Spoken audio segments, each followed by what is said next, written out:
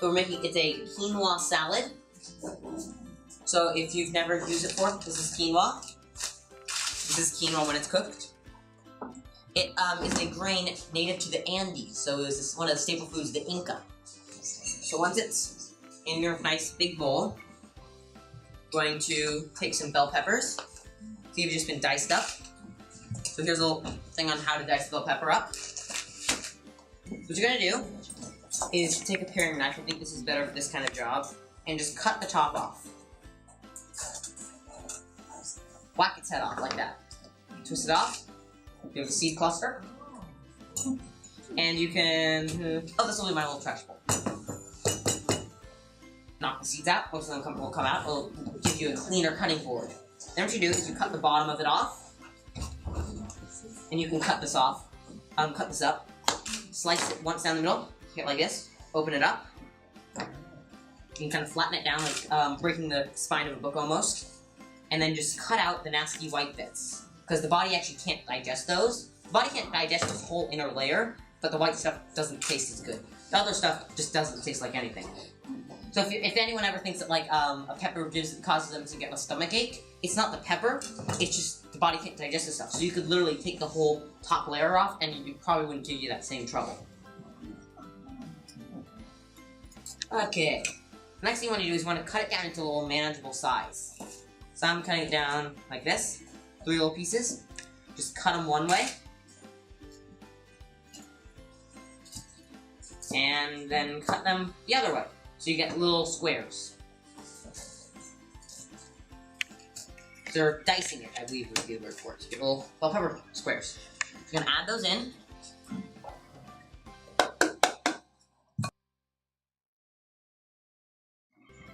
Also, next we have some onions. So I'm going to do a little demo of cutting onions. This is a little bit more dangerous. So, protective goggles. Onion goggles. So if you have trouble with crying while cutting onions, they actually sell these. So they look a little funny, but they get the job done. So, it's an onion. And they are rather odd. What you're going to do is you take the knife, cut the very top off. Come on. I need to sharpen this knife some more. Yeah. Then you can peel some of the skin off, or you can quarter it then peel it off. I'm going to do that. And what you want to make sure is that you cut through the stem. Make sure you cut through the stem. If you cut all the way like to one side, the onion will fall apart, which will make our job a heck of a lot harder. We only need a quarter of an onion for this recipe. See? Quarter of the onion. Then it's okay if you peel off the entire top layer. You don't actually have to just get the skin. It's really tedious if you do, which leads to more tears. And then you have too salty food, not good. So you're gonna use your cut it one way without cutting all the way through the root. Cut it the other way. This is the part that's a little scary. Just want to make sure your fingers are up and out of the way.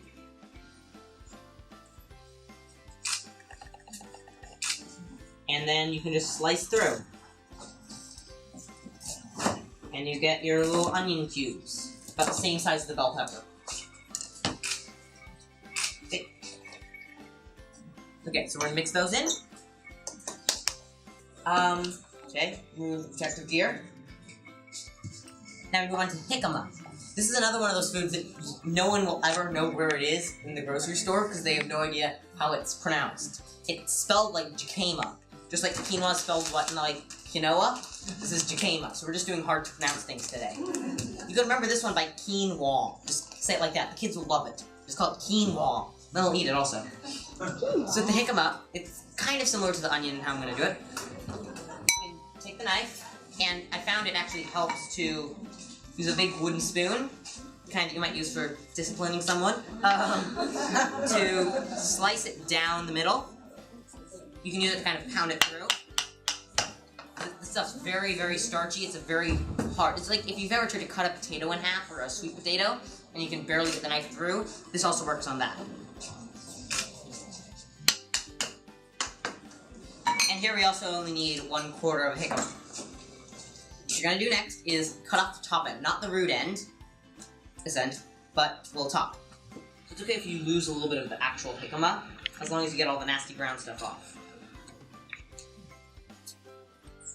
And then this also is going to be diced in a technique very similar to the onion. So it's just going to be sliced one way, then the other way,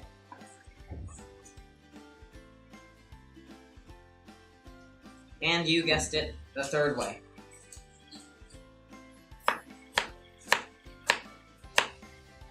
Then you get your little jicama cubes.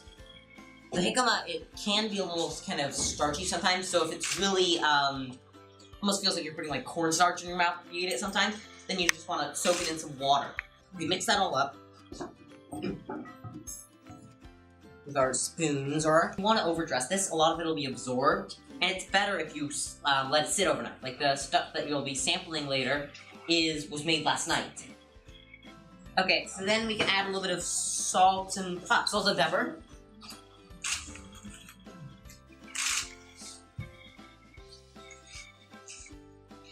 And some lemon zest. I like lemon zest. Come on, out you go. Here we go. And there is some lemon zest or lemon juice in here, so you only have to use one lemon. There's also some lemon in the pepper sauce. This is kind of our finishing touch to this. So the pepper sauce, what you do is you take 2 red bell peppers, like this, completely whole. You can put some olive oil on it if you want. I'm not going to. And then you burn them. You can use a blowtorch like this, or you can use the flame on a gas stove. I prefer that, it's much faster. But I'm going to do a little bit of, I'm going to see if we can get this a little bit. Just so you can hear the sound of the popping. Let's see. Just because you want to play with fire. And because I want to play with fire. Let's see. Oh, you hear that? This doing there? So basically you want that, but it's going to be over the entire pepper.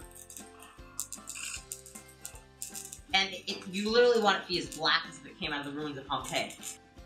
Stick it on a plate, cover it in a bowl, over it, kind of like a dome, and then let it steam for a while. And then you can use a paper towel or put it under running water and rub off this burnt skin. We're going to go in the blender, along with 1 raw yellow bell pepper and a tomato. Then we're going to add some lemon juice, some lemon juice, some olive oil, and some champagne vinegar into it, along with the salt and pepper. So then you get a concoction, looks like this. Very, very delicious. So to serve this, let's see, plate. So you just have a plate, and this is something that I don't normally do because this is all fancy smancy. So what you do is we take some of these leaves here. This is a butter lettuce, and it's actually still alive. It has root structure. It's kind of cool. And you want to take off the bottom bit because it'll be the roots. So you have this. Put it on the plate. You get I don't have scoopers back there. Okay, so we can get this is going to be a little bit bigger than what I normally do, but this is the only spoon I have. A scoop of this on there. And then you just drizzle the pepper sauce over it. A little bit or a lot. Oh, that came out a little bit more than I thought. So this is just your fresh parsley. And we want this chopped up nice and fine.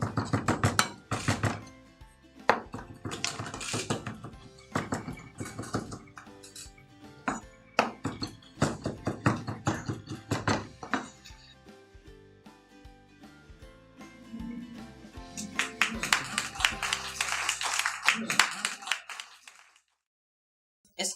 On your quinoa salad, could you also serve that warm? Could. I don't think we have, but you definitely could. You could either heat it up after it's all mixed, which might get rid of some of the kind of like the crunchiness of the bell peppers, or you could have the quinoa cooked, mix everything together, and then serve it, which I think would be the best way to do that, so you didn't accidentally cook the vegetables. Yes? When did you have an interest in cooking? I've always been interested in cooking. We actually have a photo of me, a 1-year-old, sitting in a cooking pot with a chef's hat on. Oh. I really didn't have much say in that, but I guess that may have been a contributing factor. But I've always, like I said earlier, I've always been interested in cooking, but it really took off about, like, 3-4 years ago. And then it made kind of a quantum leap when I got contacted to be on the show, because then it's not just the show itself, Also, you have to make a whole cookbook essentially. Of all these, you have to come up with compile a bunch of recipes. So we're just messing around with recipes, trying to create some new things for the show. Like your olive oils? Do you use blended olive oils? Or No, I just have normal old extra virgin olive oil. Nothing fancy, and Greek, Spanish, it doesn't matter. No. Taste preference is nothing. yeah. I mean, sometimes for like salad dressing that's really fancy, I'll do like a basil olive oil or something. And then this is just champagne vinegar. My favorite vinegar for this kind of thing. Yeah, nothing fancy. But I'm not using fancy balsamic for the dressing. That's fancy balsamics for just when you're drizzling it over something.